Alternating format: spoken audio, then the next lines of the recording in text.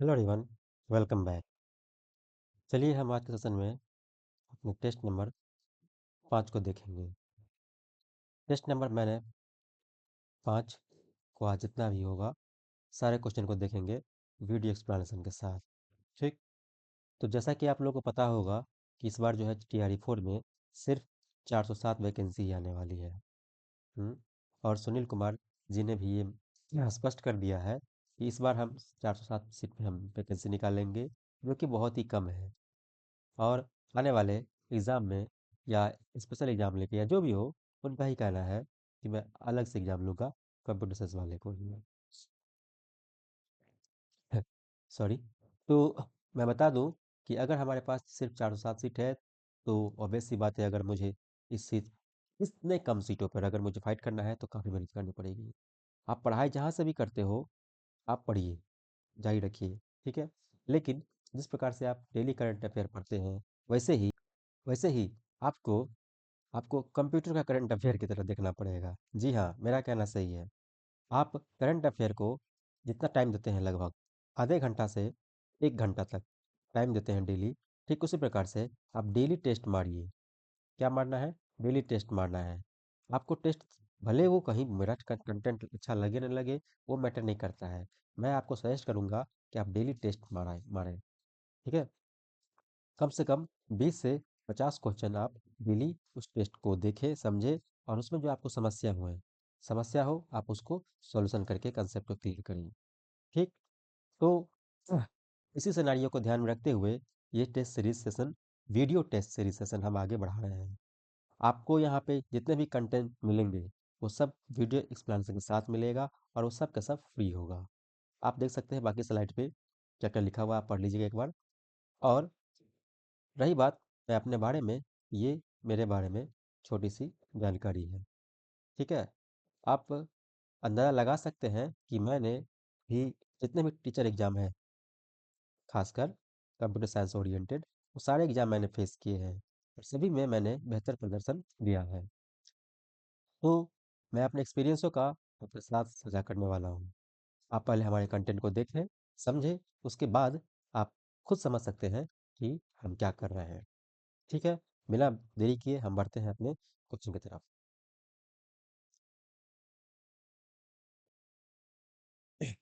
ये रहा आपका टेस्ट नंबर 5 का फुल डिटेल सॉल्यूशन। हालाँकि मैंने जितने भी वीडियो सॉल्यूशन दिए हैं अपने टेस्ट का, 10 क्वेश्चन, 20 क्वेश्चन, 50 क्वेश्चन जो भी हो, वो सारे के सारे अवेलेबल हैं BPSC code @BPSC code YouTube channel है हमारा, उसी पर ये सारे वीडियोज़ आपको मिल जाएँगे। हालाँकि मेरा इस फ़ील्ड में, पढ़ाने के फ़ील्ड में एक्चुअली उतना ज़्यादा अनुभव नहीं है। मैं जहाँ भी पढ़ाया हूँ या किसी को समझाया हूँ, तो मैंने ऑनलाइन नहीं, ऑफ़लाइन मोड में ही किया है। तो थोड़ी बहुत बारीकियाँ में कमी और बेसी हो सकती है, अपीयरेंस में कमी बेसी हो सकती है, ठीक है? तो वो सब उसको इग्नोर करेंगे, और हम आम खाने से मतलब रखेंगे, गुठली पर नहीं जाएँगे। डोंट जज a book by its cover. ठीक। तो बढ़ते हैं हम अपने अगले क्वेश्चन की तरफ। इसको ज़रा मैं रिफ्रेश कर देता हूँ।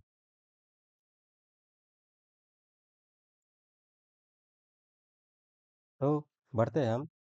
ये हालाँकि क्वेश्चन नंबर 37 नहीं है, एक्चुअली 31 होगा। ये सफल ऑर्डर में है, सब मिक्स किया हुआ है। खैर कोई नहीं, मैं इसका देखता हूँ।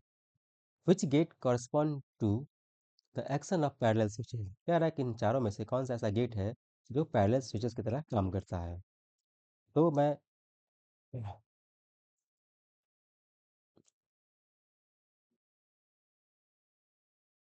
हुँ, यहाँ से हम शुरू करते हैं।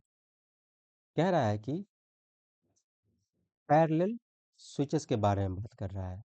देखिए, आप ऐसे सोच समझिए, मेरे पास 2 स्विचेज़ हैं, ठीक है? जो पैरेलल कॉम्बिनेशन में रखे हुए हैं। यहाँ पे मान के चलिए कि कोई बल्ब है, ठीक है? कोई बल्ब यहाँ पे है, हाँ? कोई बल्ब है यहाँ पे, खैर 2 बल्ब है मान के चलिए। आपको मैं कहना चाहूँगा कि आप मुझे बताइए, ये बल्ब, इस बल्ब को छोड़िए कि बल्ब लेके चलिए। ये बल्ब आपको कब जलेगा? जब आप स्विच को आप बंद कर ऑन कर दें, या इस स्विच को ऑन कर दें, या इस स्विच को ऑन कर दें, ठीक है? यानी या तो ये वन वाली पोजीशन में रहे, या तो ये वन वाले पोजीशन में रहे, और या तो ये वाली जीरो पोजीशन यानी ये ऑफ रहे, ये आपका ऑफ रहेगा, और ये कनेक्टेड रहेगा। तो इस कंडीशन में भी ये बल्ब मेरा जल जाएगा। या तो ये वन रहे, और या तो ये ऑफ रहे, जीरो रहे। तो कहने का मतलब मेरे किस कॉम्बिनेशन में ये बल्ब मेरे ऑन हो रहे हैं? तो वन जीरो में, जीरो जीरो में हो रहे हैं? नहीं, वन नहीं हो रहे हैं। One plus zero plus one में यस हो रहे हैं। तो कहने का मतलब यही है कि ये कहना चाह रहा है कि आपका सीरियल स्विच का जो कंसेप्ट है वो हमारे किस बिट से इम्प्लीमेंट किया जा सकता है। तो और गेट से क्लियरली हम देख रहे हैं।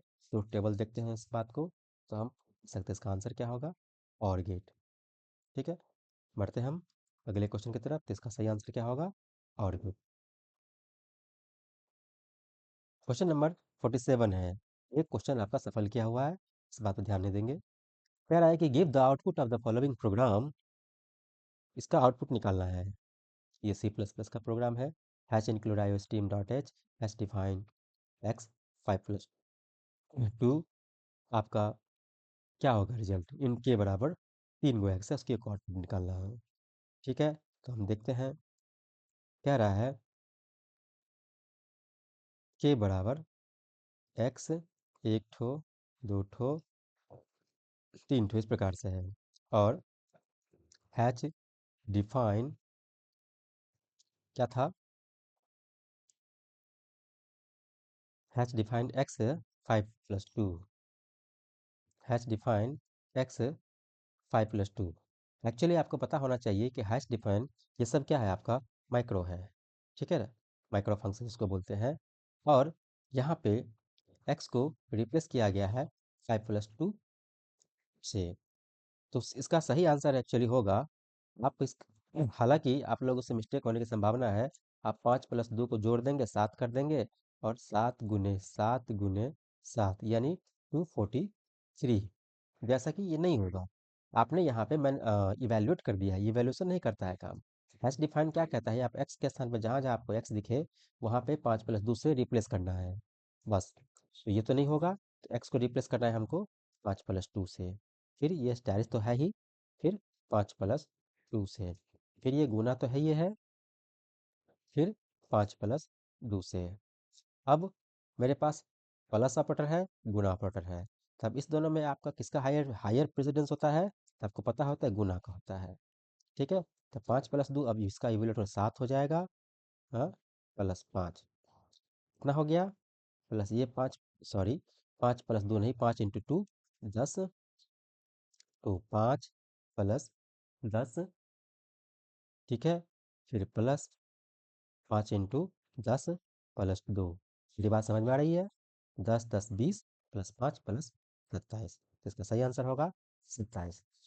ठीक है, तो ध्यान रखेंगे, हैच डिफाइन जो माइक्रो है इसका क्या काम होता है। ठीक है, वो डिफाइन करता है। तो हम देखते हैं इस क्वेश्चन को, इसका सही आंसर क्या होगा, 343 नहीं, 2727 इसका सही आंसर होगा। समझ में आए? मैं आपको एक चीज़ क्लियर कर दूं इस हैश डिफाइन के बारे में। अगर नहीं जानते हैं तो देख लेंगे, जानते हैं तो एक रिविजन मार लेंगे। एक्चुअली में ये जो मेरा हैच डिफाइन ये हमारा क्रिएट करने का काम करता है। क्या?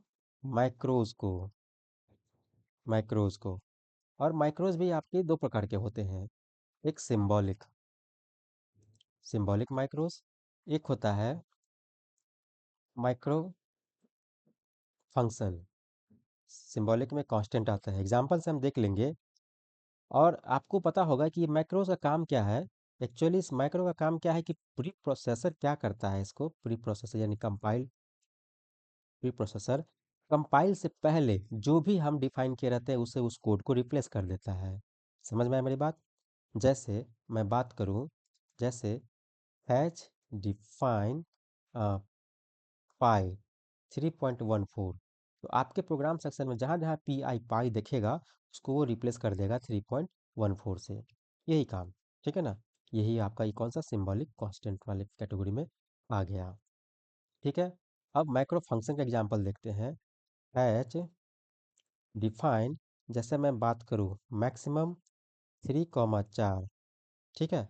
अब ये क्या करता है, ये आपका माइक्रो फंक्शन वाले कैटेगरी में गिरा, ठीक है। ये क्या करेगा, इस मैक्सिमम, हमारे आर्गुमेंट यहाँ पे 3 है, यहाँ पे 4 है, इस 3 और 4 में से जो मेरा बड़ा होगा वो हमको रिलीज करेगा ये।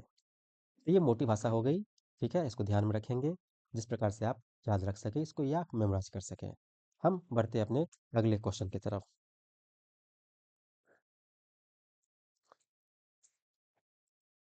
क्वेश्चन नंबर नेक्स्ट करते हैं। क्वेश्चन नंबर आया मेरे पास 45। कह रहा है कि इसका आउटपुट क्या होगा, वॉइड मेन इंट ए 20 30 40 50। आउटपुट आया है हमारे पास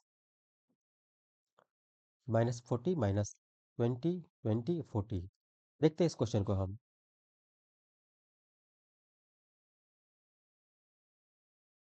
कह रहा है कि आपके पास एक एरे है, ठीक है। आपके पास 20 है, 30 है, 40 है और 50 है। और आपको आउटपुट कह रहा है, एक सेकंड जरा मैं देख लूँ, -2a। चलिए, ये कह रहा है कि -2 पहले है और a बाद में है। अब यहाँ पे तो ये चीज़ तो हम पहली बार देख रहे हैं, आपको भी लग रहा होगा जी नहीं, आपने इसको कई बार देखा है। देखिए, ये मान लीजिए चलिए कि ये कोई एरे है, चलो, कोई ए नाम का एरे है। यहाँ पे अगर 2 लिखा रहे तो आप क्या समझते हो कि इंडेक्स नंबर 2 को पॉइंट कर रहा है, 0 1 2 को पॉइंट कर रहा है, ठीक है। बहुत बढ़िया। अब यहाँ पे 2 है और यहाँ पे ए है, जस्ट उल्टा। तो एक्चुअली मैं आपको बता दूं, ये दोनों 100% इक्विवेलेंट ही है। क्यों? देखिए, मैं यहाँ पे कोई एक एरे लेता हूँ एक्स, ठीक है, +0, या एक्स प्लस मान के चलिए आई, एक्स प्लस आई, और यहाँ पे मैं पॉइंटर लगा दिया। तो आप इसको कैसे लिखते हैं, एक्स आई को। जब मैं एरे के इस प्रकार के रिप्रेजेंटेशन को अगर मैं पॉइंटर रिप्रेजेंट में लिखना चाहूँ तो 100% इसी प्रकार से लिखा जाता है, ठीक है।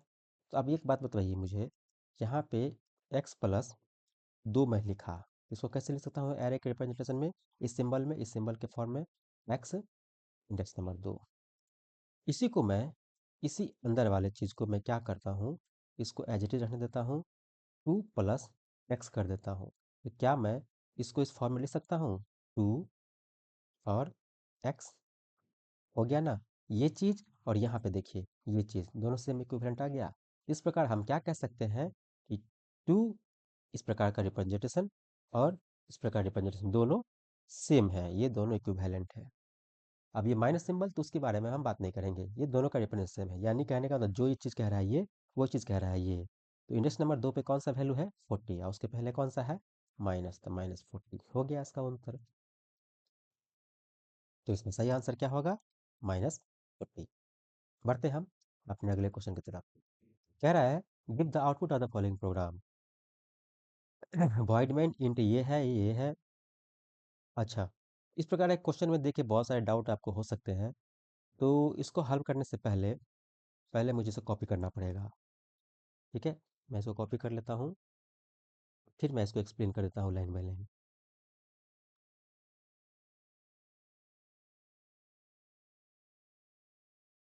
ये था मेरा क्वेश्चन, ठीक। पहले मैं इसको रिप्रेजेंट कर देता हूँ एरे से, जहाँ पे आपको पॉइंटर हो, ठीक, डबल पॉइंटर हो, सिंगल पॉइंटर हो, इंक्रीमेंट हो, प्री इंक्रीमेंट हो, पोस्ट इंक्रीमेंट हो, वो सब हो। तो उस प्रकार के क्वेश्चन को आप पेशेंस के साथ बनाएंगे, और जैसे मैं बना रहा हूँ वैसे ही बनाएंगे तो आपका कॉन्फिडेंस गारंटी है कि बढ़ जाएगा। देखते रहेंगे यहाँ पे इंडेक्स नंबर 0 1 2 3 4 5। इसका 0x0 नाम रख दिया, किस एड्रेस पे है, 0x1 0x2 0x3 0x4 0x5। मैंने अपनी सुविधा के लिए लिखा हुआ है ऐसे, बात कुछ नहीं है। 5 है, 1 है, 9 है, 7 है, 2 है और 8 है। बहुत बढ़िया। पहला लाइन है आपका इंट पॉइंटर क्यू एक्स। अच्छा, इस एक्स को मैं क्या ऐसे लिख सकता हूँ, एक्स प्लस 0 ठीक है, एक्स प्लस जीरो। और इसी को हम कैसे लिख सकते हैं कि एड्रेस ऑफ एक्स ऐसे। आप बोलेंगे सर आप तो जानते हो भले, आपने जाना तो आपने ऐसा कर दिया, आपको पता है एक्चुअली क्या करना है, लेकिन मेरे मन में तो आइडिया नहीं ना है। तो यही तो बोलते हैं, इसी को तो बोलते हैं बेसिक। क्या होता है, अभी अभी मैं आपको बताया कि एक एरे है इस आई, ठीक है, तो इसको हम कैसे लिखते हैं, address of, sorry, address of A I है ना, address of A plus I, ऐसे लिखते हैं। अगर मैं यहाँ पे पॉइंटर लगा दूँ ए प्लस आई, तो ये भी आपका सेम ही है, 100%। तो मैं आपको बताना चाह रहा हूँ कि जब आप आपकी बेसिक चीज़ क्लियर होंगी तो ऑटोमेटिकली आप इसको समझ जाएंगे, नहीं समझ रहे तो मेरा कोशिश रहेगा कि मैं आपको समझा दूँ। चलिए, आपको लगता है तो मैं एक बार दोबारा क्लियर कर देता हूँ। मैं इसको ज़रा मिटा दूँ। अ, चलिए, यहाँ काफ़ी स्पेस है। मैं कहना चाह रहा हूँ दो चीज़ें यहाँ पे, रुक जाइए। 2 मिनट का चीज़ है, आपको बहुत सारी मेहनत में बचा रहा हूँ। एक्स प्लस आई, इसको आप लिख सकते हैं एड्रेस ऑफ आई, यानी इस फॉर्म को आप ऐसे लिख सकते हैं। ठीक उसी प्रकार ये एक्स प्लस आई, अगर आपने पॉइंटर इस्तेमाल किया है तो आप डायरेक्ट इसको ऐसे लिख सकते हैं। ये ये तरीका अगर आपको समझ में आ रहा है तो ठीक है। ये एरे वाली बात हो गई। अगर आपके पास कोई पॉइंटर है पी प्लस आई, तो इसको आप एड्रेस ऑफ पी आई, ठीक, और स्टार पी प्लस आई, इसको भी लिख सकते हैं हम पी इंडेक्स नंबर आई। इस फॉर्मेट में और इस फॉर्मेट में आप कन्वर्जन आपको दिमाग में रहना चाहिए, तो ये क्वेश्चन आपके लिए एकदम बहुत ईजी होने वाला है। मैं इसको जरा मिटा देता हूँ, काम नहीं कर रहा, एक सेकंड।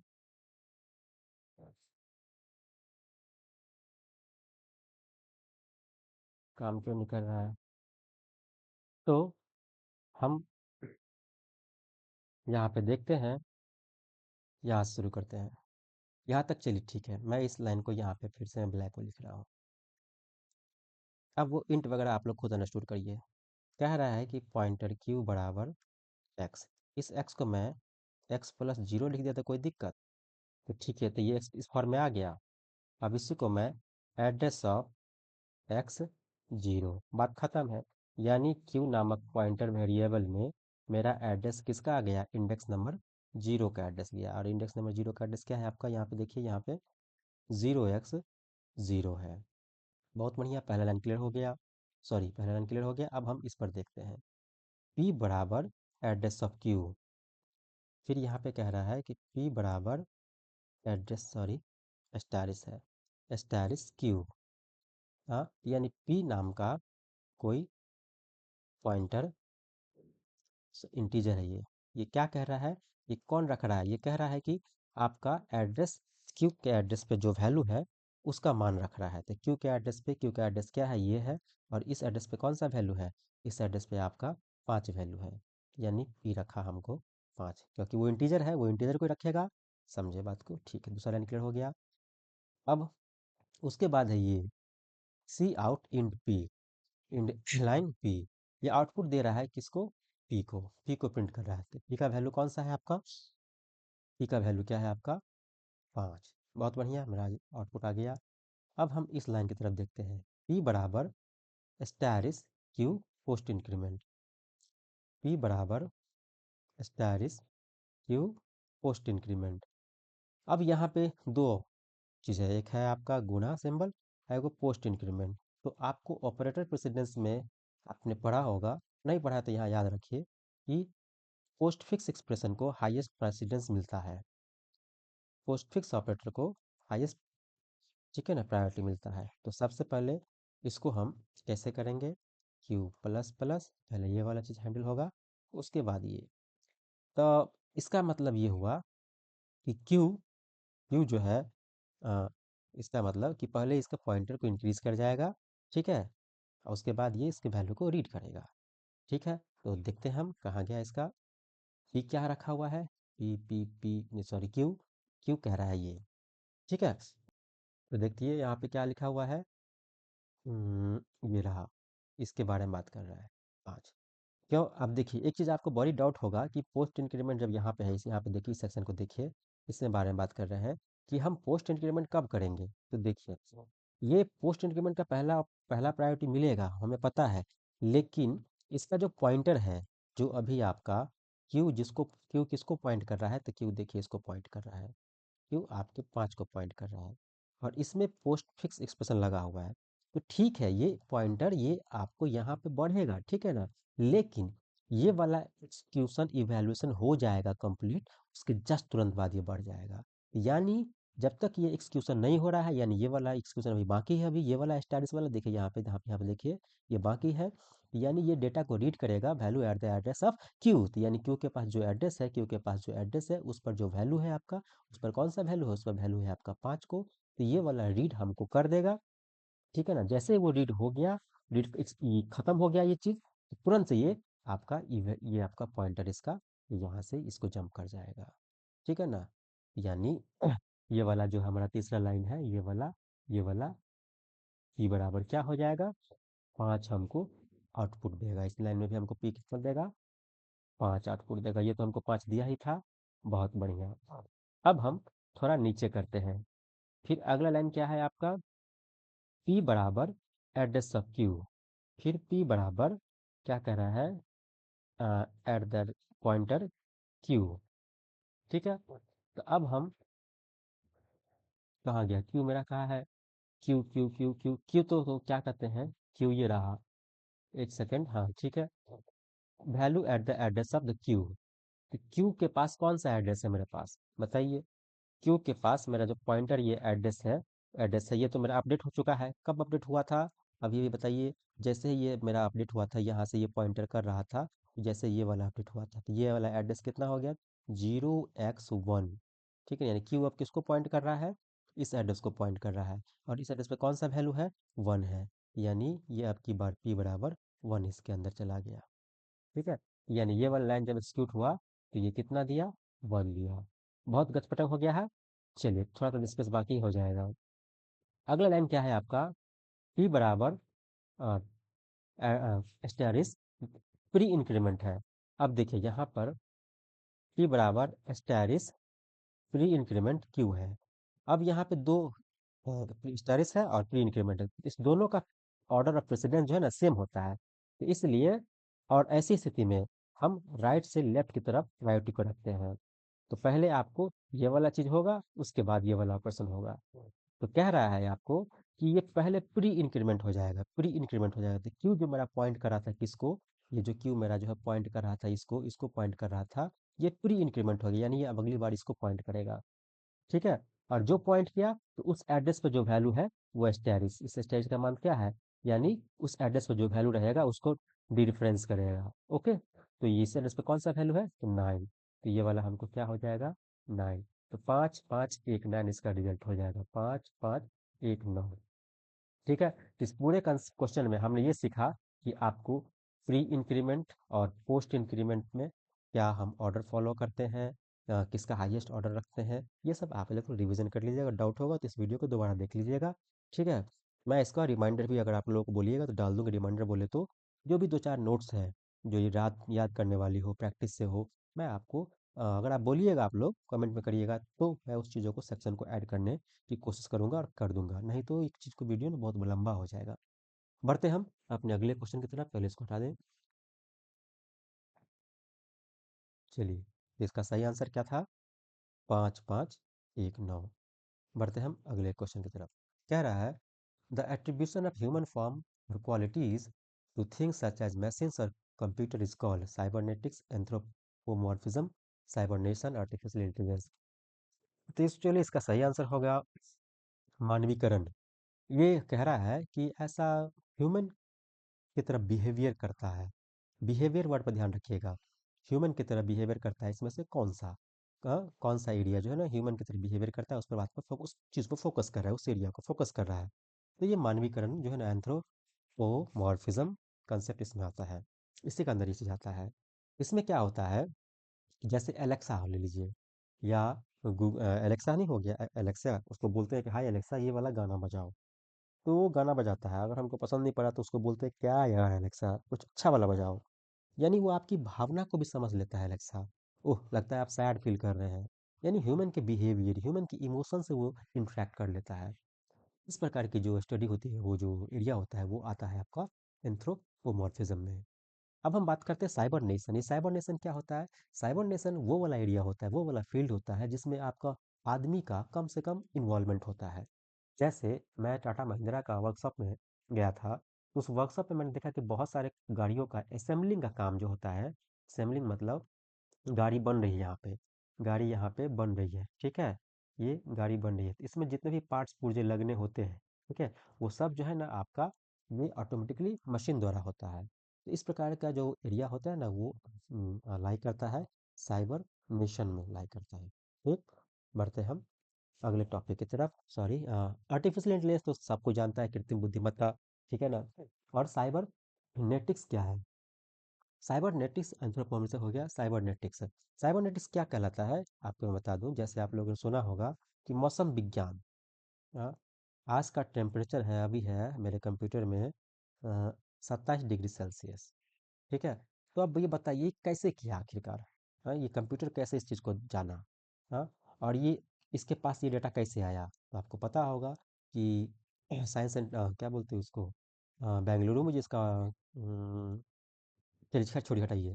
मैं ये कह रहा हूँ कि आपके सराउंडिंग्स के एनवायरनमेंट को देखते हुए जो डेटा को फेच करता है, ठीक है ना? उसके आधार पे जो वो आउटपुट देता है, ठीक है ना? यही सब एरिया फील्ड इसमें आता है आपको, ठीक है? ये आपके सर्कमस्टांसेस पर निर्भर करता है और उसी के फीडबैक लेके वो आपको रिजल्ट देता है। ये सब कंसेप्ट जैसे मैं बात करूँ थर्मोस्टेट के बारे में बात करता हूँ। हाँ, हमारे रूम का टेम्परेचर क्या है, रूम टेम्परेचर सब, ये सब सिनेरियो सब जो क्या आता है, ये सब की जो स्टडी है किस फील्ड में आता है?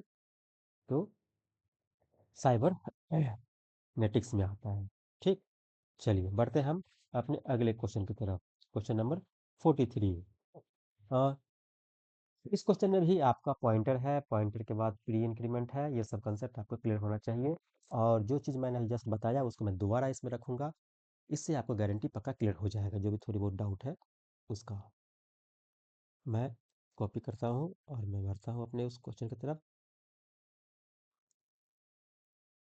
देखिए, अ, ठीक है, अभी-अभी जैसे मैंने आपको बताया कि x प्लस आई, इसको एक्चुअली हम लिख सकते हैं एड्रेस ऑफ और एरे के फॉर्म में।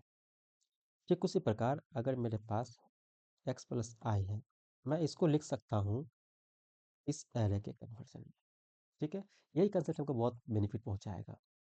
आपको पता है कि इसमें लिखा हुआ है कि एरे है आपका ये, जिसमें आपका 1 है, 5 है, 8 है, 12 है और 43 है। Address number 0x0, 0x1, 0x2, 0x3, 0x4, ठीक है? ये ए नाम का एरे है। ओके, बहुत बढ़िया। इंडेक्स नंबर 0, 1, 2, 3 जो भी है 4। पहला लाइन है आपका कि पॉइंटर पी है, इंटीजर टाइप है, a+3। इस a+3 को हम ऐसे लिख सकते हैं, जस्ट अभी अभी मैंने बताया। अगर कोई पास अगर आपका एक्स आपका एरे है उसमें कुछ ऐड किया हुआ है, ठीक उसी प्रकार से है ना? यहाँ पे ए, यहाँ पे क्या हो जाएगा address of A index number 3। समझ में आया मेरी बात? कह रहा है कि आपका जो इंडेक्स नंबर 3 है, इंडेक्स नंबर 3, उसका एड्रेस गया पॉइंटर वेरिएबल पी के अंदर में, ठीक है? 0x3 ये गया और इसका मतलब ये हुआ कि ये इसको पॉइंट किया, ठीक है? 3 को पॉइंट किया, बहुत बढ़िया। अब क्या कह रहा है सी बराबर पहले है स्टैरिस, प्री इंक्रीमेंट है पी है, ठीक है ना? अब ये कह रहा है कि अब इसको कैसे हम इवेल्यूएट करेंगे, तो यहाँ पे प्री इंक्रीमेंट भी है और स्टैरिस भी है। सब हायर, देखिए दोनों का जो है ना, दोनों का होता है सेम प्रायोरिटी, ठीक है ना? और प्रेसिडेंस ऑर्डर में। तब हम क्या करेंगे, राइट से लेफ्ट की तरफ इवेल्यूएट करते हैं। तो पहले कौन आएगा, ये वाला सेक्शन एग्जीक्यूट होगा, उसके बाद ऐसे एग्जीक्यूट होगा। तो ये वाला क्या आउटपुट देगा हमको, प्री इंक्रीमेंट पॉइंटर पी के बारे में प्री इंक्रीमेंट करेगा, उसके बाद इसको वैल्यू को बढ़ाएगा, ठीक है ना? तो अब ये पी जो है, पी किसको पॉइंट कर रहा है? पी बताओ किसको पॉइंट कर रहा है? 12 को पॉइंट कर रहा है पी। इस 0x3 को एड्रेस को रख रहा है तो ये पॉइंट कर रहा है 12 को। अब अब बताओ इसको प्री इंक्रीमेंट करेगा। प्री इंक्रीमेंट करने में थोड़ा सा, हालांकि एक सेकेंड यहाँ पे देखिए, ये यहाँ पे एक चीज़ छूट गया था। यहाँ पे ना, यहाँ पे प्लस ये भी सिंबल होगा। क्वेश्चन में पूरा नहीं कॉपी हो पाया था, मैं आपको दिखा देता हूँ।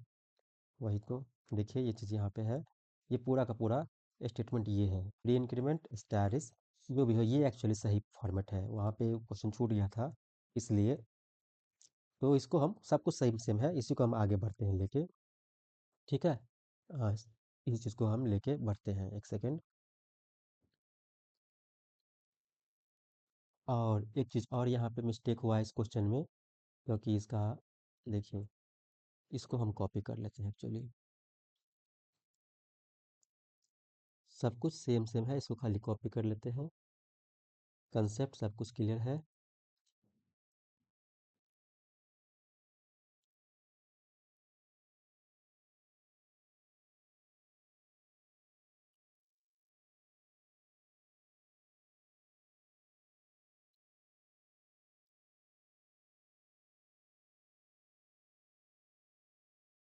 एक सेकेंड, इसको मैं जरा कॉपी कर लूँ। ये रहा। ठीक है, सब कुछ सही है। बस यहाँ पे ये चीज़ है, देखो, सी बराबर प्लस प्लस स्टैरिस पी। हालांकि इस प्रकार के क्वेश्चन को एमसीक्यू बनाना, फिर क्या कहते हैं, कॉपी करना, कहीं ना कोई मिस्टेक कर देता है। ठीक है, हम इसको देखेंगे, सब कुछ मेरा सही है। यहाँ पे अब देखते हैं, यहाँ पे ये भी है, प्री इंक्रीमेंट भी है, पोस्ट इंक्रीमेंट भी है, और ये ऑपरेटर भी है। तो सबसे पहले हाईएस्ट प्रायोरिटी देते हैं हम इसको, पोस्ट फिक्स एक्सप्रेशन को। फिर उसके बाद यहाँ पे प्लस प्लस प्री इंक्रीमेंट है और ये एस्टेरिस है। दोनों का ना सेम ऑर्डर ऑफ प्रेसिडेंस है। इस केस में लेफ्ट टू राइट होता है। तो कहने का मतलब मेरा, सबसे पहले ये एक्सिक्यूट होगा, उसके बाद ये एक्सिक्यूट होगा, उसके बाद प्री इंक्रीमेंट ऐसे एक्सिक्यूट होगा। तो हम बारी बारी बात करते हैं। ठीक है, तो पी प्लस प्लस एस को ऐसे हम बारी बारी करते हैं। पोस्ट इंक्रीमेंट, अब देखिए, अब कहाँ गया, सब कुछ ठीक है मेरा। पोस्ट इंक्रीमेंट पी को करना है। ठीक है, पी मेरा पोस्ट इंक्रीमेंट होगा। ठीक है, और एक चीज़ और आपको ये भी बात मालूम होना चाहिए कि पोस्ट इंक्रीमेंट जिस स्टेटमेंट में रहता है, इस स्टेटमेंट में पोस्ट इंक्रीमेंट है, ये वाला।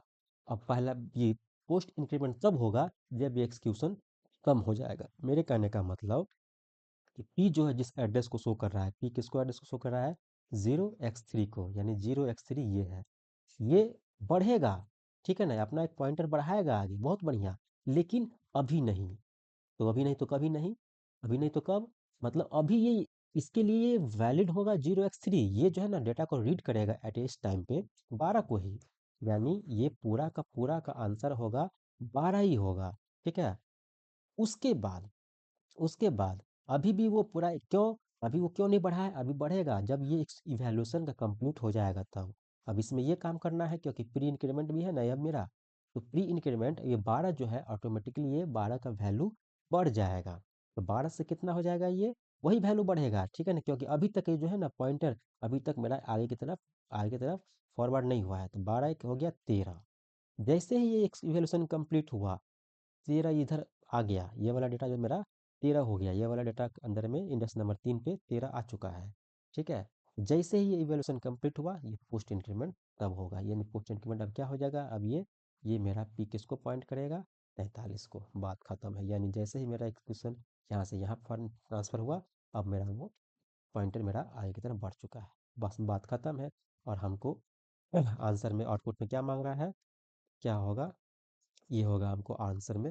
आउटपुट क्या कह रहा है, पी का वैल्यू कह रहा है, पी के जो एड्रेस है उस पर कौन सा वैल्यू है। पी के एड्रेस पे अब क्या है, 0x3 नहीं है, पी के एड्रेस पे अब ये है 0x4, यानी 43 का एड्रेस है। तो इसका सही आंसर क्या हो जाएगा, 43। पहले बार में दिया 13, और उसके बाद 43। बात खत्म है। चलिए, तो हम इस क्वेश्चन से क्या सीखे, दो चीज़ सीखे हम। पहली बात तो कि मेरे पास अगर पोस्ट इंक्रीमेंट भी रहे, ठीक है ना, प्री इंक्रीमेंट भी रहे, तो हम किसको पहले सबसे हाईएस्ट प्रायोरिटी देंगे, प्रायोरिटी देंगे सबसे पहले हम पोस्ट पोस्ट ऑर्डर को, पोस्ट फिक्स को। ठीक है ना, उसके बाद प्री इंक्रीमेंट में और स्टेरिस में सेम ऑर्डर प्रेसिडेंस है, तो हम क्या करेंगे, लेफ्ट टू राइट की तरफ फॉलो करेंगे। चलिए, बढ़ते हम अगले क्वेश्चन की तरफ। इसका सही आंसर क्या हो जाएगा? सी 13 था और पी 43 था। बढ़ते हम अगले क्वेश्चन की तरफ। वहाँ पे क्वेश्चन को मिस हुआ था, इसलिए सही क्वेश्चन आपको बाद में मिला था ये एक्चुअली। ठीक है, कहाँ था वो? हाँ हाँ, यही क्वेश्चन में यहाँ पे देखिए, ये क्वेश्चन मिस हुआ था क्वेश्चन नंबर 43 में। कुछ चीज़ें यहाँ पे मिस हुई थी, यहाँ पे पोस्ट इंक्रीमेंट का सिंबल नहीं था। यही चीज़ें बाद में आपकी इस स्लाइड में है, ये नीचे वाले स्लाइड में। ठीक है, इसका सही आंसर ये हुआ। बढ़ते हम अगले क्वेश्चन की तरफ। क्वेश्चन नंबर 44 कह रहा है क्या इसका आउटपुट होगा? ये भी आउटपुट बेस पे है। फॉर लूप है, आई इनिशियलाइजेशन पहले कर दिया गया है, आई लेस इक्वल टू 3। आई को इंक्रीमेंट किया गया है बाद में। ठीक है, तो क्या इसका सही आंसर होगा? तो ये बहुत सा छोटा सिंबल है, क्वेश्चन है, आप इसको शायद खुद भी बना सकते हैं। आई लेस इक्वल टू 3, बाद में आई को इंक्रीमेंट किया गया है, पोस्ट इंक्रीमेंट किया गया है। ओके ठीक है, यहाँ भी पोस्ट इंक्रीमेंट, इसको भी समझ लेते हैं हम। इसको मैं हटा दूँ। कह रहा है I less than and equal to 3 है, और ये प्रिंट मारा है आई प्लस प्लस। ठीक है, तो पहली बार पहला आई बराबर 1 से इनिशियलाइज हो चुका है, ये फॉर लूप का था। तो कह रहा है कि 1 less than and equal to 3 true हुआ। ओके, एक सेकेंड। और इस क्वेश्चन में आप ये भी सीखने को मिलेगा आपको कि आपके पास अगर आपके पास फॉर लूप के पास ये ओपन ब्रेसेस और क्लोज ब्रेसेस नहीं है, इसका मतलब ये हुआ कि वो है एक्चुअली में, लेकिन एक ही लाइन ऑफ सेगमेंट होने के कारण, एक ही लाइन कोड का होने के कारण, उसके बाद एक ही लाइन वाला कोड है, इसलिए ऐसा नहीं लिखाया जाता। मेरे कहने का मतलब ये है कि जैसे फॉर लूप है, इनिशियलाइजेशन पार्ट हो गया आई बराबर 1, हाँ, कंडीशनल पार्ट हो गया आई बराबर जो भी हो, मान के चलिए। अगर इसके अंदर में मोर देन 1 लाइन है, तब हम इसको मध्यम कोष्ठ को देना बहुत ही बहुत ज़रूरी है।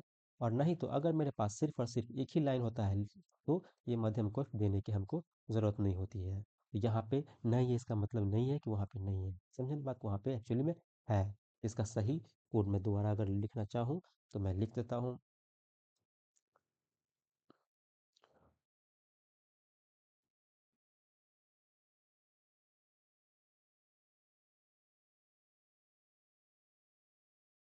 देखिए, यहाँ पे जो है, इसमें ये जो है ना आपका इस प्रकार से छुपा हुआ है, क्योंकि एक ही लाइन, यहाँ पे लाइन का कोड है, इसलिए यहाँ पे नहीं दिया गया है।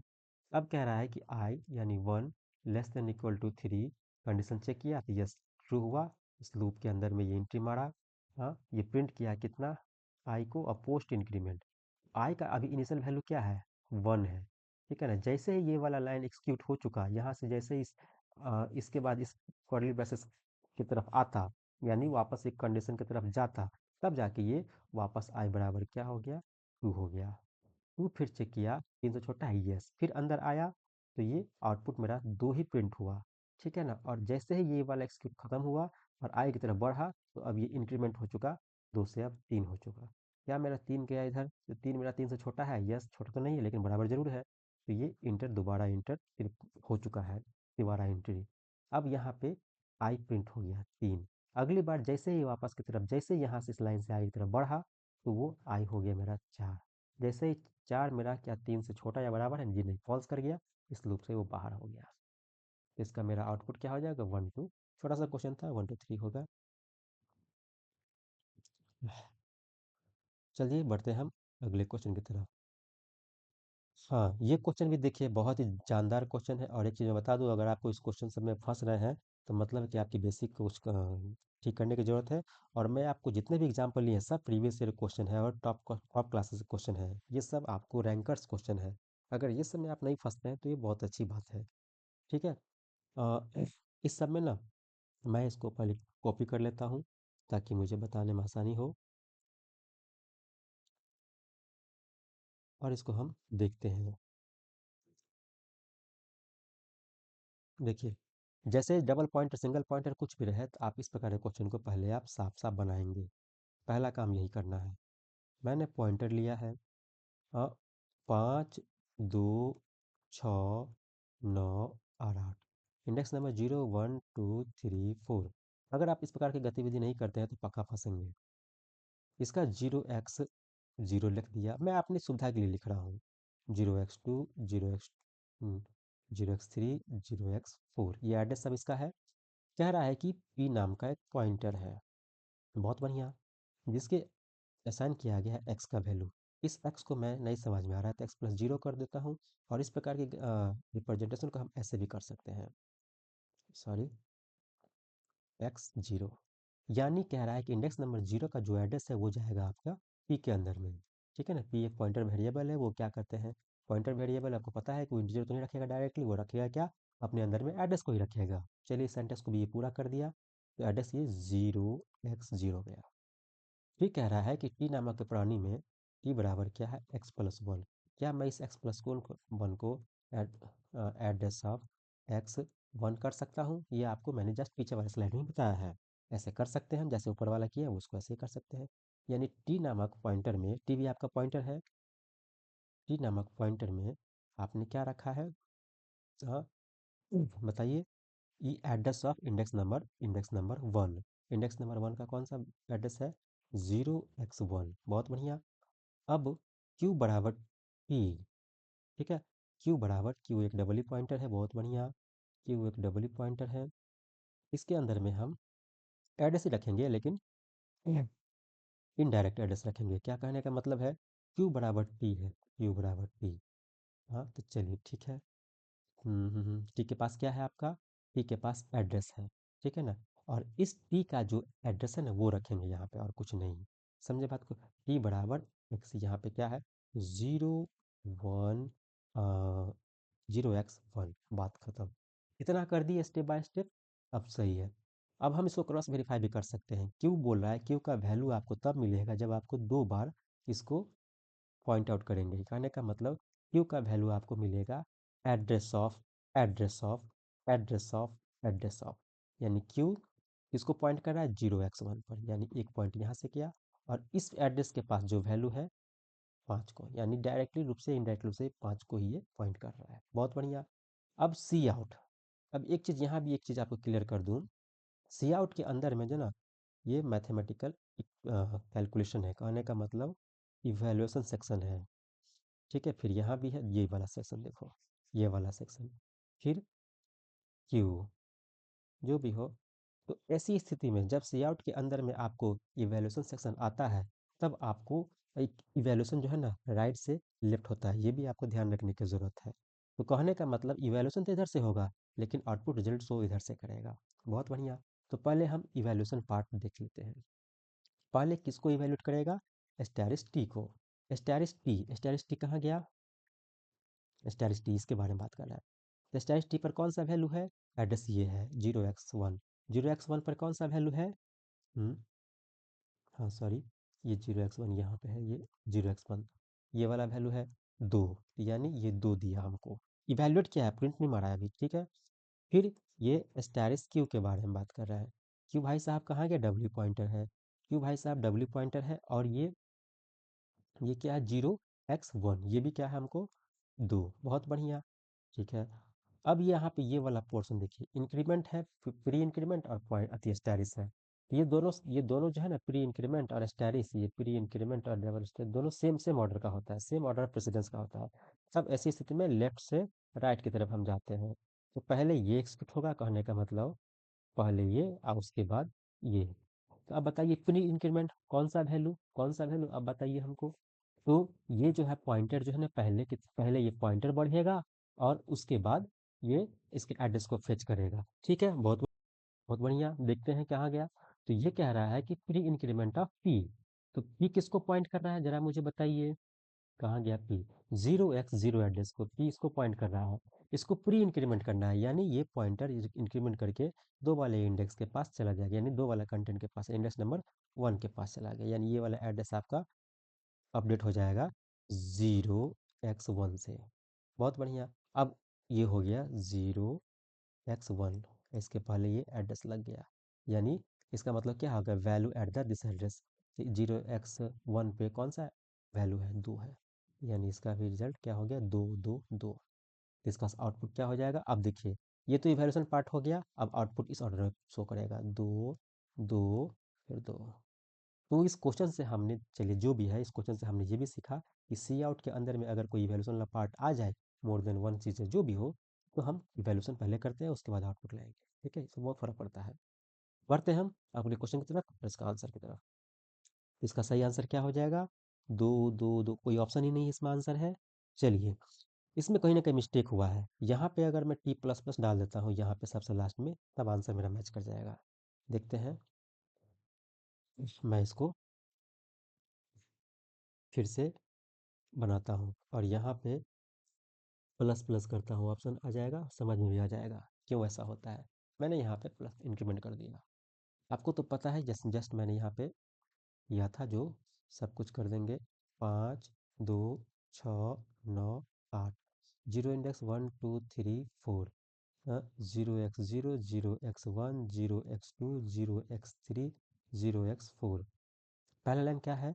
पॉइंटर पी है, जो क्या कहते हैं, पी बराबर एक्स है ना। पी बराबर एक्स, इस एक्स को हम कैसे लिख सकते हैं? X plus zero. इसको हम कैसे लिख सकते हैं? एड्रेस ऑफ, ओहो, address x index number zero.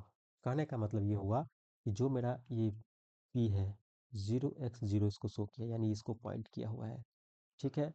T बराबर मेरा है एक्स प्लस वन, इसको हम address of x index number one, इसको ऐसे लिख सकते हैं। तो यानी एड्रेस ऑफ ये किसका है? एक्स इंडेक्स नंबर वन क्या है? 0x1, यानी टी के अंदर में क्या गया? 0x1। बहुत बढ़िया, टी इसको पॉइंट किया, बढ़िया है। अब क्यू किसको पॉइंट कर रहा है? क्यू बराबर डब्ल्यू पॉइंटर टी को। ठीक है ना। टी के अंदर में क्या है मेरा? 0x1, यानी क्यू के अंदर में 0x1, यानी क्यू इसको पॉइंट किया और टी इसके माध्यम से इसको पॉइंट करते हैं इनडायरेक्ट रूप से में। क्यू जो है ना मेरा, यहाँ से इनडायरेक्ट रूप में इसको पॉइंट किया। बहुत बढ़िया। अब हम सी आउट वाला कंसेप्ट आया था। सी आउट में आपको हम पहले ही बोले थे, जब आपके पास मैथमेटिकल इवैल्यूएशन हो तो उस केस में ये राइट से लेफ्ट की तरफ इवैल्यूएशन वाला पार्ट को डील करता है। तो पहले क्या है मेरा? स्टैरिस टी प्लस प्लस है, स्टैरिस टी प्लस प्लस है। तो देखिए यहाँ पे पोस्ट इंक्रीमेंट है और स्टैरिस भी है, तो हाईएस्ट प्रायोरिटी किसको देंगे हम? इसको देंगे। बहुत बढ़िया। और उसके बाद हम इसको इवेल्यूएट करेंगे।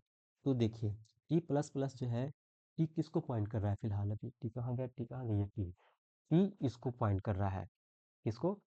इंडेक्स नंबर वन को, यानी वैल्यू दो को पॉइंट कर रहा है। ठीक है ना। तो ये कह रहा है कि, बहुत बढ़िया, ये कह रहा है कि आप, ठीक है, मेरे पॉइंटर को आप बढ़ा दो, बहुत बढ़िया, क्योंकि आपके पास पोस्ट इंक्रीमेंट लगा हुआ है, लेकिन पोस्ट यानी बाद में इंक्रीमेंट करना, आप अभी वाले वैल्यू को रीड करो, इंक्रीमेंट में रीड करने के बाद करना, इसका मतलब ये होगा। तो ये जो है ना पोर्शन, दो वैल्यू को रीड किया, और रीड जैसे ही कर लिया, एवोल्यूशन खत्म हुआ, तब इसको इंक्रीमेंट कर दिया, यानी टी को अपडेट कर दिया। इससे, हाँ, मैं यहाँ पे अपडेट कर देता हूँ 0x2 से टी को। इसका मतलब ये हुआ, पोस्ट इंक्रीमेंट का मतलब ये हुआ।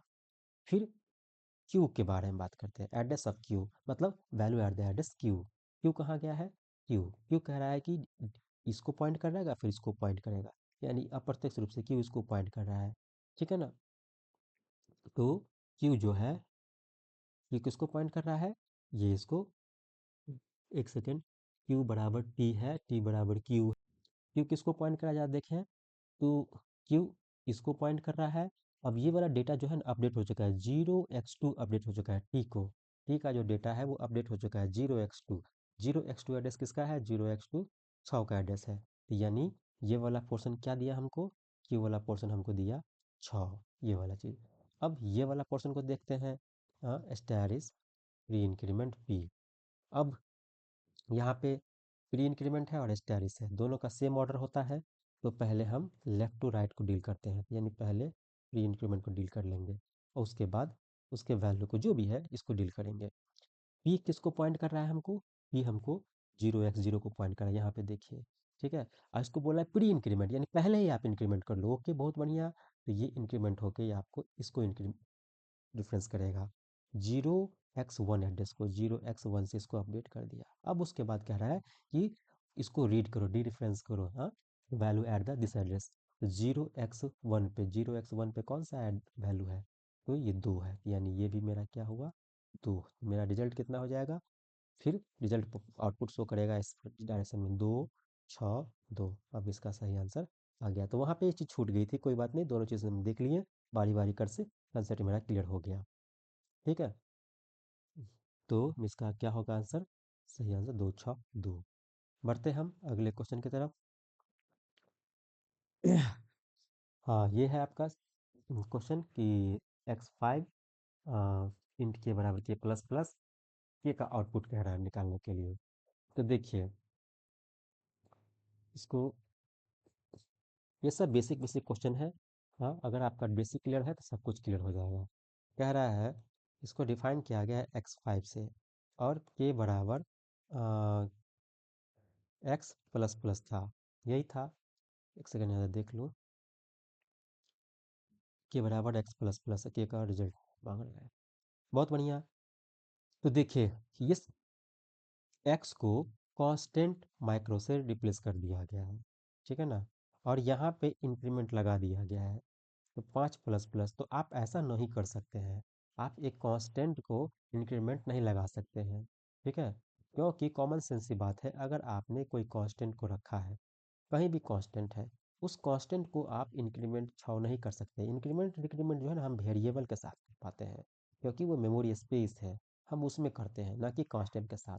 तो ये यहाँ पे एरर दे देगा, और इस प्रकार के एरर को हम एल वैल्यू रिक्वायर्ड बोलते हैं, ठीक है। इसका सही आंसर क्या हो जाएगा? क्लियर है, यहाँ पे आउटपुट के नहीं देगा, एरर दे देगा, और एल वैल्यू के कारण ऐसा होगा। बढ़ते हैं हम अगले क्वेश्चन की तरफ। Which of the following tool is not normally use during system analysis. ये सॉफ्टवेयर इंजीनियरिंग का क्वेश्चन है। सिस्टम एनालिसिस के दरमियान में कौन सा इसमें इस्तेमाल नहीं होता है, ठीक है ना, एंड सिस्टम एनालिसिस के फेज में। इसका एक थ्योरी बेस्ड क्वेश्चन है, अगर आपको आता होगा तो ठीक है, नहीं आता होगा तो कोई नहीं बना पाएगा। प्रोग्राम फ्लो चार्ट, ये प्रोग्राम लेवल पे काम में आता है। ग्रिड चार्ट जो है ना, हमको बहुत सारे डायमेंशन में रिलेशनशिप स्थापित करने में काम आता है। System flow chart overall system analysis में काम आता है एक्चुअली।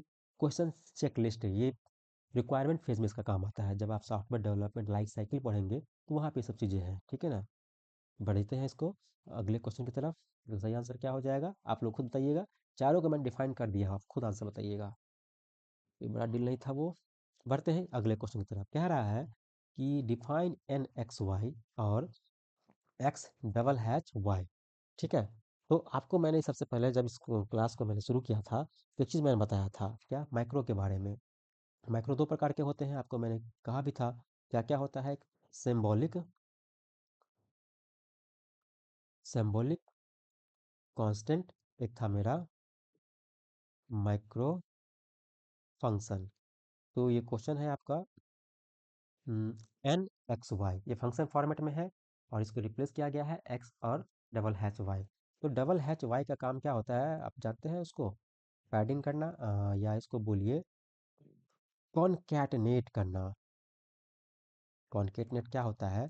जैसे 5 है, यहाँ पे 6 है, अगर मैंने इसको 2 सिंबल लगा दिए तो इसका मतलब ये, इसका काम यही है कि दोनों को चिपका देना, 5 और 6।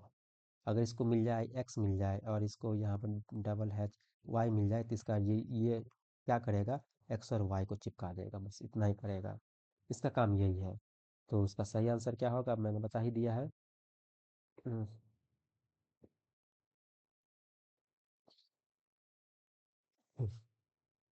चलिए देखते हैं। तो defined N X Y H, तो क्या होगा, 5 और 6 से आउटपुट दे देगा क्या, 5 और 6 को दोनों का कॉन्केटनेट कर देगा।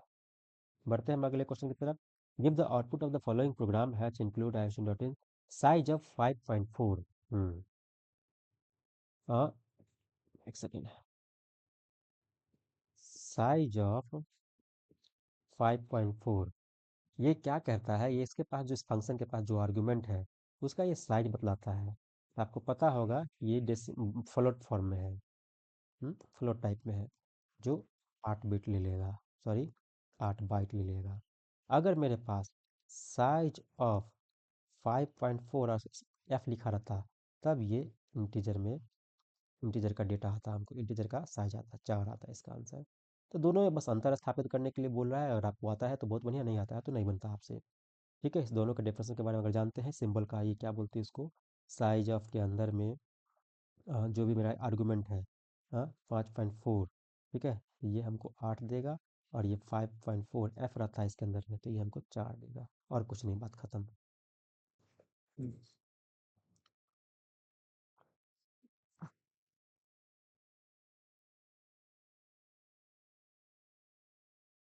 चलिए बढ़ते हैं हम अपने अगले क्वेश्चन की तरफ। कह रहा है कि इंडिया का फास्टेस्ट सुपर कंप्यूटर क्या होगा। हालांकि ये क्वेश्चन अनकम्प्लीट है, क्योंकि अभी के टाइम में बहुत सारे आ गए हैं। इंडिया में फास्टेस्ट सुपर कंप्यूटर बहुत अलग अलग जगहों पे, इसरो में है, डीआरडीओ में है। तो ये 2020 का क्वेश्चन है, उस सिनेरियो में क्वेश्चन है।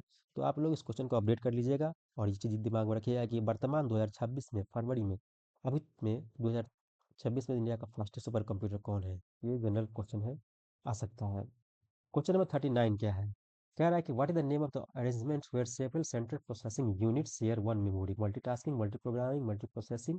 कह रहा है central processing unit share one memory, बहुत सारे आपके सेंट्रल प्रोसेसिंग हो और एक शेयर मेमोरी हो, वो उस प्रकार की व्यवस्था को क्या कहते हैं? तो उस प्रकार की व्यवस्था को हम मल्टी प्रोसेसिंग बोलते हैं। कंकरेंट प्रोग्रामिंग नहीं बोलते। कंकरेंट प्रोग्रामिंग में क्या होता है, बहुत सारे प्रोग्राम को एक साथ डील करने की व्यवस्था होती है।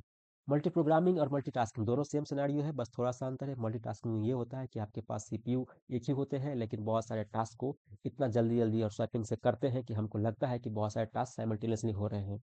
मल्टी प्रोग्रामिंग वही है, थ्रू आउटपुट के कंसेप्ट। यहाँ पे मल्टी प्रोग्रामिंग में ये होता है कि हमको सीपीयू की यूटिलाइजेशन सबसे ज़्यादा मैक्सिमाइज करने की व्यवस्था होती है, और सीपीयू की संख्या सिर्फ हमारे पास एक ही होती है। तो दोनों चीज़ क्लियर हो गया। बढ़ते हैं हम अपने अगले क्वेश्चन की तरफ। The world first single chip micro processor. अच्छा, इसका कह रहा है कि दुनिया का सबसे पहला चिप माइक्रो प्रोसेसर कौन सा है। तो सही आंसर इसका क्या होगा? इंटेल 4004 होगा। उसके बाद आया 8080 आया, उसके बाद 8048 आया। ठीक है। तो ये थ्योरेटिकल क्वेश्चन है, आपको फंडामेंटल ऑफ कंप्यूटर साइंस वाले सेक्शन में आपको ये सब देख लेना होगा। 100-200 क्वेश्चन है, उसको देख लीजिए, बेहतर हो जाएगा आपका। इसमें कुछ कंसेप्ट था नहीं। कह रहा है कि prior to 1924 IBM was known as, 1924 से पहले जो आईबीएम का नाम क्या था? उसका सही आंसर क्या होगा? कंप्यूटर टैबलेटिंग रिकॉर्डिंग कंपनी, इसका सही आंसर था। ये भी थ्योरेटिकल क्वेश्चन है, फंडामेंटल कंप्यूटर से क्वेश्चन है, आप इसको देख लीजिएगा। बहुत सारे क्वेश्चन इस प्रकार से ही आते हैं। ये सब आपको मैं बता दूं कि जितने भी क्वेश्चन है सब प्रीवियस ईयर ही क्वेश्चन है, ठीक है ना। और ये टेक्निकल बैकग्राउंड के ही क्वेश्चन है, ये कोई आपका नॉन टेक बैकग्राउंड का नहीं है। और ये सब आपको जैसे केवीएस हो गया है, आर्मी स्कूल हो गया, कुछ गेट के क्वेश्चन हो गए, एसटीटी बीपीएससी का क्वेश्चन हो गया, राजस्थान बोर्ड में बहुत सारे कंप्यूटर का एग्जाम होता है, वहाँ से क्वेश्चन हो गया, ये सब क्वेश्चन आपको मिलेंगे। ठीक है। तो आप ये जहाँ से मन इंटरनेट से कोई वेबसाइट से क्वेश्चन ले लिया और बना रहे हैं, ऐसा कुछ नहीं है। ठीक ना। चलिए, एक इंक्रीमेंटल बैकअप के बारे में बात कर रहा है। इंक्रीमेंटल बैकअप, ये बैकअप प्रोसीजर होता है। इसमें क्या होती है इंक्रीमेंटल बैकअप में? तो मैं इसको थोड़ा एक्सप्लेन कर दूँ, ये काम का चीज़ है। इंक्रीमेंटल बैकअप में क्या होता है, देखिए, आपके पास जो है ना हार्ड डिस्क है ना, लिमिटेड रिसोर्स होता है हार्ड डिस्क। ठीक है। अगर मेरे पास बहुत सारे फाइल हैं, ये बहुत सारे ऐसे ऐसे करके बहुत सारे फाइल हैं, ठीक है, मान लीजिए 100 फाइल है, और मैं रिसेंटली F2 और F3 इस्तेमाल किया हूँ। ठीक है। तो मेरा बैकअप का प्रोसीजर, बैकअप में मेरा क्या होगा बढ़िया व्यवस्था, कि मैं जो रिसेंटली जो मेरा फाइल 2 को फाइल 3 को जो एक्शन में लाया गया था, इसको रिसेंटली जो अपडेट किया गया था, जो भी उस पर एक्शन लिया गया था, उसी फाइल को हम बैकअप बनाएंगे, F2 और F3 को। ठीक है। तो यही व्यवस्था होती है यहाँ पे। ठीक है ना। तो एक इंक्रीमेंटल बैकअप में यही होता है कि saves only files that have been recently change, जो हाल फिलहाल में जो बदला गया है, चेंज किया गया है, उसी फाइल को हम कॉपी बनाते हैं, कॉपी से सेव करते हैं। The race condition related to sequential circuit, digital circuit, synchronous circuit, asynchronous circuit. तो इसका सही आंसर होगा एक्चुअली में एसिंक्रोनस सर्किट, क्योंकि आपको इस आंसर नहीं कर पाए। इसका मतलब ये है कि आपको रेस कंडीशन के बारे में जानकारी नहीं थी। रेस कंडीशन सिर्फ और सिर्फ आप ऑपरेटिंग सिस्टम से ही मैपिंग कर पा रहे हैं, और डिजिटल इलेक्ट्रॉनिक्स में भी रेस कंडीशन होता है, वो नहीं मैप कर पाए, इसलिए इसका आंसर नहीं कर पाए थे। इसका सही आंसर होगा एसिंक्रोनस काउंटर। क्यों होता है इसका ऐसा? एक्चुअली एसिंक्रोनस सिंक्रोनस में एक ही चीज़ का अंतर होता है, कि मान लीजिए मेरे पास बहुत सारे जेके फ्लिप फ्लॉप है। एसिंक्रोनस में क्या होता है कि 1 2 3 4, यानी इस प्रकार की व्यवस्था होती है। ये क्या है व्यवस्था? यानी आउटपुट जो है ना हमेशा, यानी मेरा इसका अगर आउटपुट है, वो डिपेंड करता है कि मेरा ये पिछले वाले सर्किट से पिछले वाले फ्लिप फ्लॉप जब कंप्लीट कर दिया एग्जीक्यूशन, वो हमको एग्जीक्यूशन के बाद ही हमको इनपुट मिला। कहने का मतलब ये डिपेंड करता है अगला वाला अपने बैकवर्ड, अगला वाला हमारा डिपेंड करता है पीछे की तरफ। ठीक है ना। यानी ये हो गया एसिंक्रोनस व्यवस्था। यहाँ पे क्लॉक साइकिल जो है ना ग्लोबल नहीं होता है। अब ये क्या हो गया, डिजिटल क्लॉक के बारे में बात करते हैं। ये क्या होता है, ये इस सिंक्रोनस में होता है, एसिंक्रोनस में होता है। सिंक्रोनस में क्या होता है, आप लोगों को फोटो कम से कम आइडिया होगा ना, वो फोटो ही आइडिया वही काफ़ी है। सिंक्रोनस में क्या होता है, ग्लोबल क्लॉक होता है। ठीक है ना। एक ही टाइम में वो रिस्पॉन्स करेगा और साथ में एक ही बार में रिस्पॉन्स कर देगा वो। ठीक है ना? उसको किसी से मतलब नहीं रहता है अपने पीछे वाले से, आगे वाले से। वो आउटपुट यहाँ जनरेट कर देगा, ठीक है ना? एक साथ ही। तो कह रहा है कि रेस कंडीशन मतलब जिसमें ऑर्डर मैटर रखता हो, कि हम ऑर्डर कहने का मतलब कि अगर ये पहले एग्जीक्यूट हो गया होगा तो दूसरा वाला भी एग्जीक्यूट करना शुरू करेगा, यानी इसके एग्जीक्यूशन के बाद ही दूसरा वाला एग्जीक्यूट करना शुरू करेगा। अगर पहला वाला एग्जीक्यूट हुआ ही नहीं तो ना दो होगा, ना तीन हो पाएगा, ना चार हो पाएगा, ना पांच हो पाएगा, इसका प्रोसेस नहीं हो पाएगा। यानी ऑर्डर मैटर करता है, नहीं? तो ये कंसेप्ट यहीं से है, race condition belongs to the which type of topic, synchronous counter. बढ़ते हम अगले क्वेश्चन की तरफ। The ASCII code is numeric code same as BCD code, alphanumeric code. तो सही आंसर इसका क्या होगा? बेसिक सा क्वेश्चन है, अल्फान्यूमेरिक कोड होता है। इसी प्रकार से हम अपने इस टेस्ट नंबर 5 को देख लिए हम। बहुत काफ़ी टाइम लग गया, उसके लिए सॉरी। कंसेप्ट को क्लियर करना होता है तो इस प्रकार का टाइम तो लगना स्वाभाविक है। अगर आप लोग चाहते हैं कि इस प्रकार से सेशन आपको काफ़ी बेनिफिट पहुंचता है तो बने रहिए हमारे साथ और शेयर करिए अपने दोस्तों के साथ इस चीज़ को, ताकि मुझे भी अप्रिसिएशन मिले। मैं बहुत मेहनत से इस चीज़ को बनाता हूँ, बाकी आप पर है। चलिए, थैंक यू।